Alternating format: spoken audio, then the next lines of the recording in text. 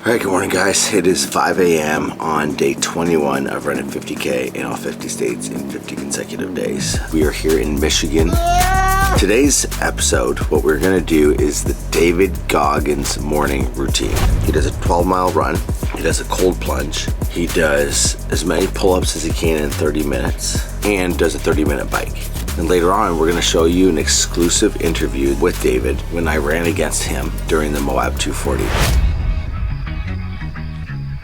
I first learned about David Goggins when I did the 75 hard back in 2021. It was the first time that I didn't drink in a 2-week period since I was 14 years old, and it absolutely transformed my life.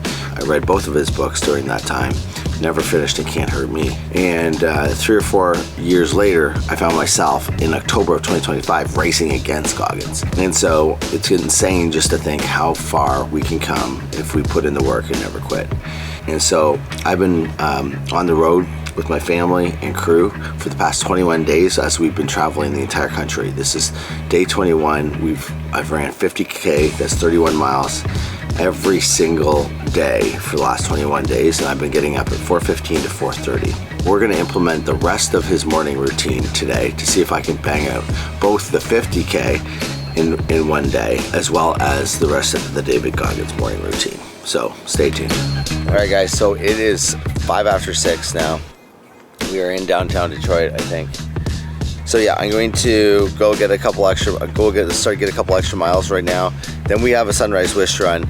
Then we have to go and meet with Make-A-Wish. Then at 9 a.m. we're gonna actually start the physical routine: the run, the ice bath, the bike, and the pull-ups. Once we start, we want to make sure that we can get it done. The other thing about this is that we're definitely one-upping Goggins because he also doesn't do the sunrise wish run. He also doesn't run 31 miles every day, and he hasn't granted 100 wishes to children battling critical illnesses.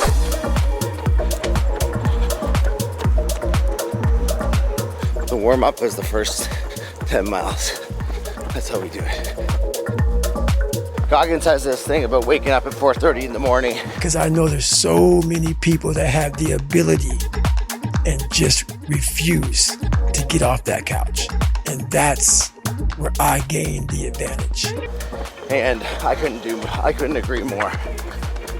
If you wake up at 6, or even, you got kids, then you basically have enough time to get yourself ready, and then you gotta wake up the kids. There's no extra time. You wake up at 4:30, you have your shower, you have probably an hour and a half before anybody wakes up, or at least an hour. Well, that hour, you don't get at any other time of the day. Or if you do get it, it's at night, right? And what you end up doing is being out of energy. So you don't work out, you don't work on your business, you don't work on the side hustle, you don't work on side projects, you don't work on benefiting anything. You just wasted doom scrolling. Getting up at 4:30 gives you an insane competitive advantage. Woo! It was a ride. We are extremely proud of what Brady and Christy and the girls are doing.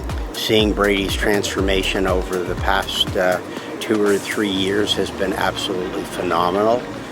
We're proud of the fact that he's teaching our granddaughters how to do hard things. Christy was given a wish. She was involved in a boating accident where she had lost her left arm. A Wish Foundation came in and offered our family a wish. And she had chosen to go to see a taping of Friends in Los Angeles. It was just a wonderful, wonderful gift. And it's awesome to see Christy and Brady through their mission now paying it back. From our standpoint, we're involved in this from a 2-part standard.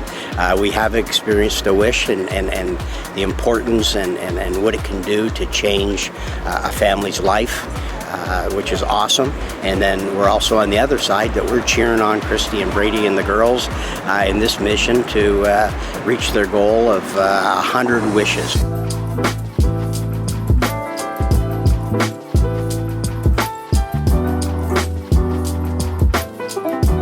Goggins says he runs because he hates it. It was never about running.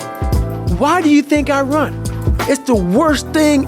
I hate doing it more than anything. And I'd agree. It's not really necessarily that I hate it, but it's definitely not fun. It's not like you like it.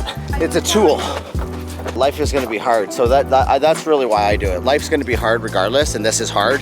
So if I can get really good at being in the grind, deep in the muck and in the mud and mental suffering, then when life gets hard, and it does constantly, then it's way easier to deal with. It's just, it's just another day, right? So that's why. I mean, do hard things on purpose all the time, and you'll be amazed what you normalize, in regular life. Nice to meet you. Yeah, thanks for coming out. Yeah, no, of course. Thanks for being here. Yeah. How's it going today? Yeah, pretty good. Good. Yeah. 7.6 miles down. Okay. So. Hi, my name is Emily. I'm the Community Event Specialist at Make-A-Wish, Michigan. I have been in this role for 2 years now. And here at Michigan, we were founded in 1984 and have been granting wishes ever since. It means a lot for us to have Brady out here supporting Make-A-Wish, spreading the cause, not only throughout Michigan, but throughout the entire country. To have somebody like Brady, a complete stranger, to Michigan and to all of the states that he's going to supporting Make-A-Wish, it shows how much that the mission means to him no matter where he goes. It also just shows that he has a good heart, and what we do for our kids means a lot to not only him but all of the other people that also support him as well. The impact of a wish, not only here at Make-A-Wish Michigan, but throughout all of the Make-A-Wish chapters, the impact of a wish just, I've seen it firsthand where kids are struggling in the hospital, and, just to have something to look forward to when they're thinking about their wish trip or the playground that's being built for them, and just being able to have, something else to think about other than treatment or going to the hospital or going to doctors. Also being able to bring their family together. It has truly been empowering. It has been something that, carries with me every day, and why I continue to believe in this mission, and why I continue to be here and show up every day for not only our wish kiddos, but also their families.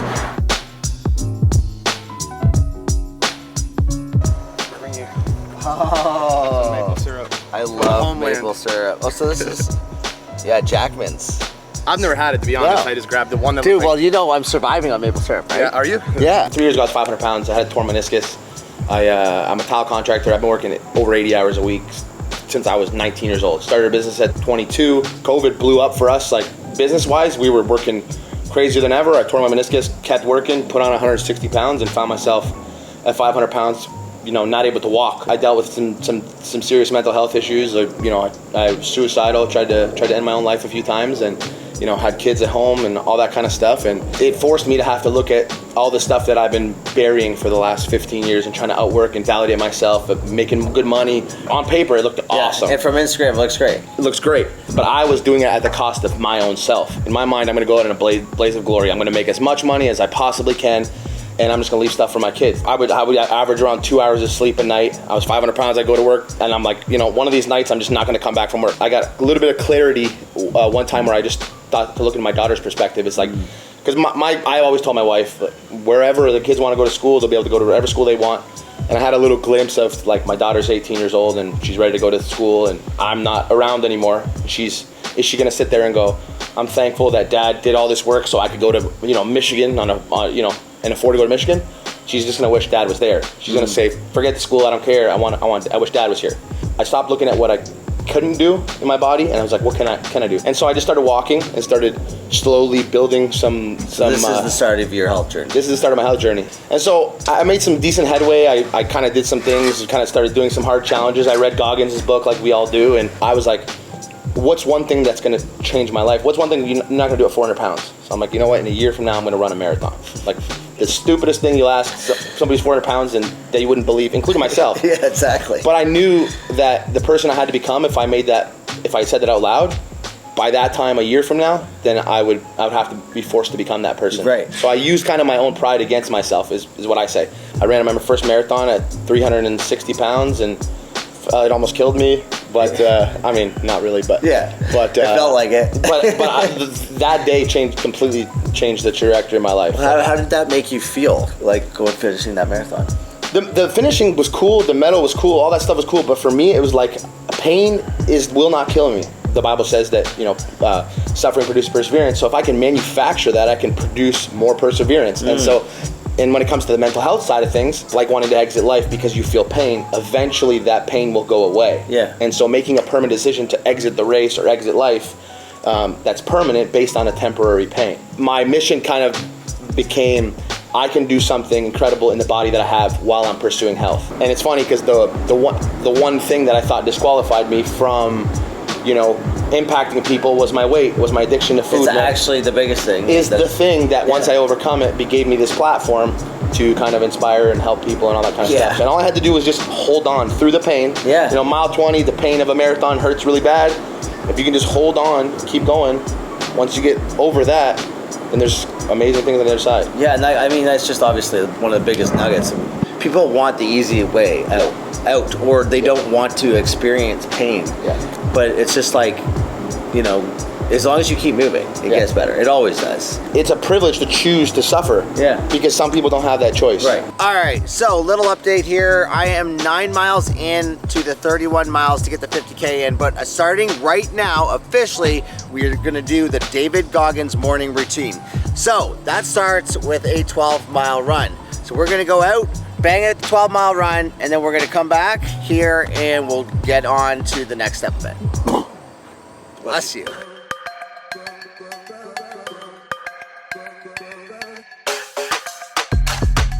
It's getting hot in Detroit. So what are we doing here? You guys gonna do a little sprint? Yeah, we're gonna or what? sprint. We'll sprint race. I didn't know he looked like that underneath there, though. What do you think? I'm just kidding. You look like a freak. You're a big dude. Brady's running 50K every single day, so I think maybe it's my chance to beat him in a race. So I do have about 600 miles under my belt, so I think you got a really good chance. All right, let's see. Let's see how fresh the legs are. All right. Okay, ready? Go.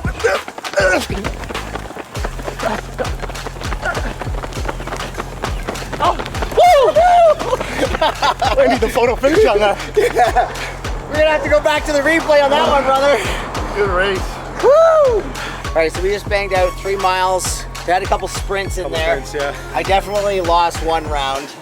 I think we're 1 for 1. I think, well, then I might have tied you the second round. Yeah, sorry, that's what I meant, yeah. Yeah. But yeah, we had tons of fun so far.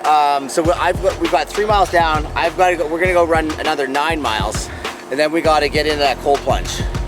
How cold do you like the cold plunge? As cold as you want it. Yeah? Dealer's choice, yeah. I don't say no to things. Remember, stay hard. Hi, I'm Hunter Moore. I'm here because of Make-A-Wish and being able to put my feet forward and be part of a movement so grateful that Brady has put together. It means a whole lot to be able to meet him, to see everything he's accomplished in the meantime, inspiring, and it's incredible. Coming across his MOAB documentary, it was very inspiring. I watched it with my mother.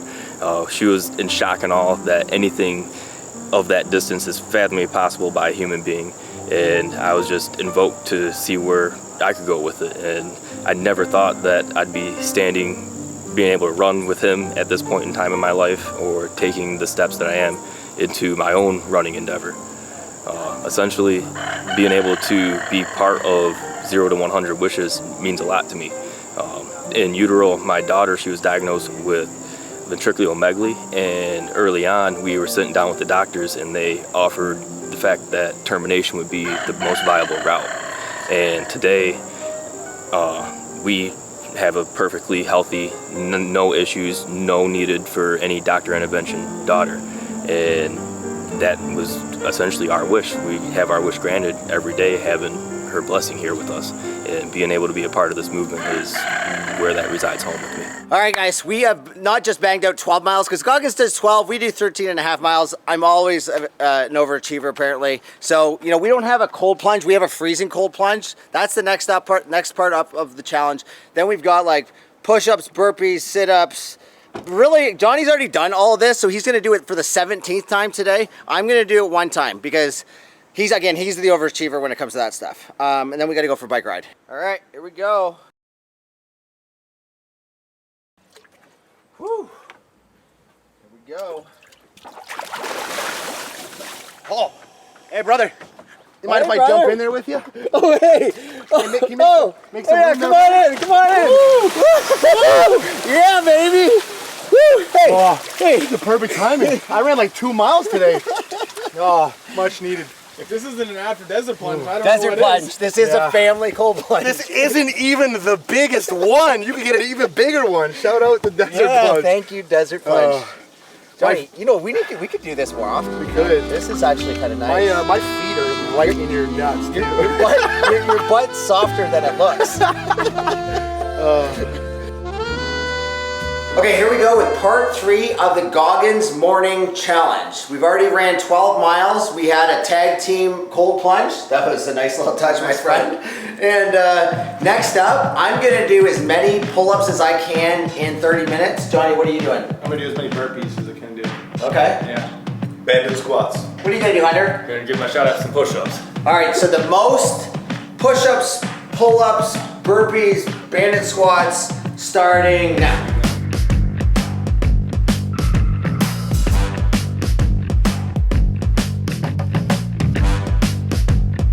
So if Goggins says 6 every minute for 30 minutes, I think doing 3 every minute for 30 minutes is probably reasonable. I'm just doing 6 every minute on the top of every minute. I'm going every minute. I'm trying to do 40 every minute. Hopefully get over 100, try to come back and do anywhere 5 to 10, what my arms allow me to do every 30 seconds to 45 seconds.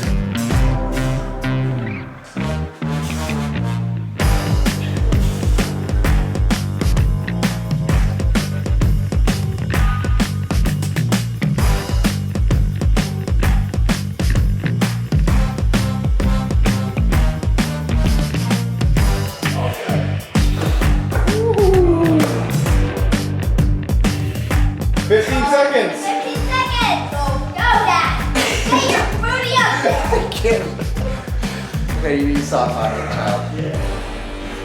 5, 4, 3, 2, 1.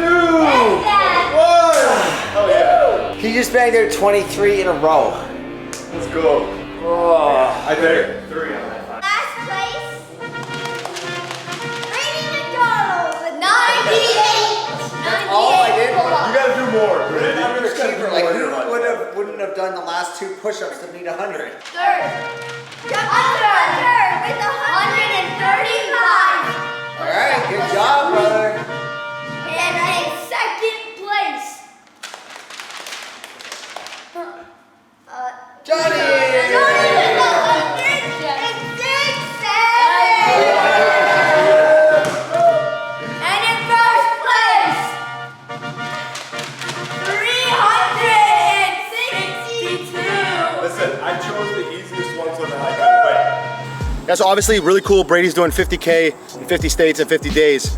But more importantly, he's trying to help 100 kids get their wishes made with Make-A-Wish Foundation. So imagine if everybody just donated $1. Your impact, your dollar that's spent not even half of a coffee is able to make a massive impact in a kid's life that you don't even know.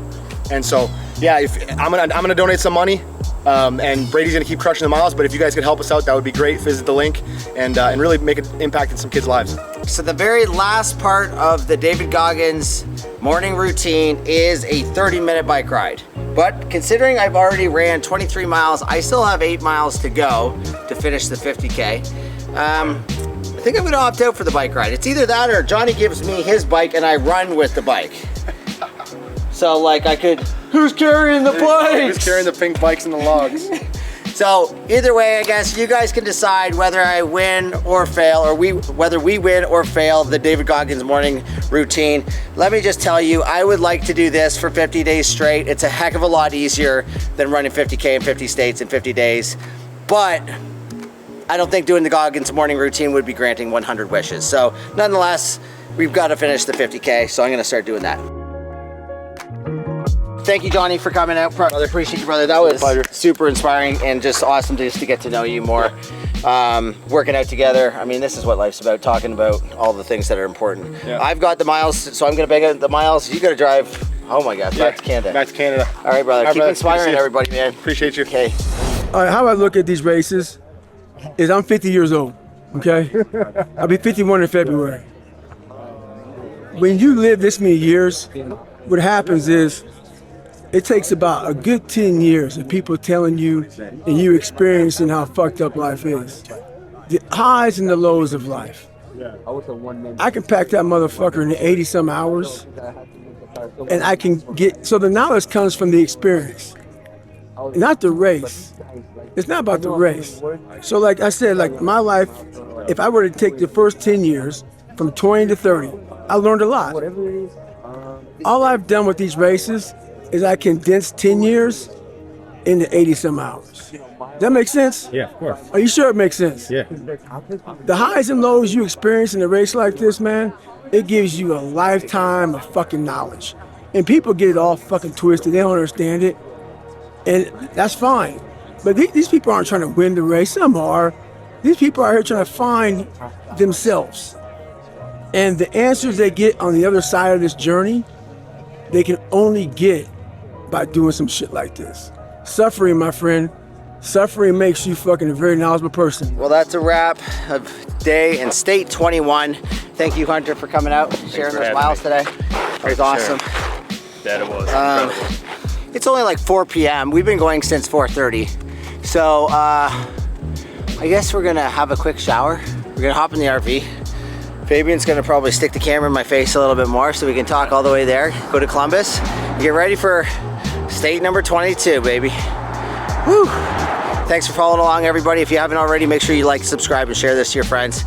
We're doing all this to raise $1 million for Make-A-Wish. This is not about me. This is not about the miles. It's not about my family. The only thing that it's about is that one child that if you make a donation, you will change their life forever by granting them a life-changing wish, giving them hope when they're living in fear. All right, please do that. The link's down below. Love you.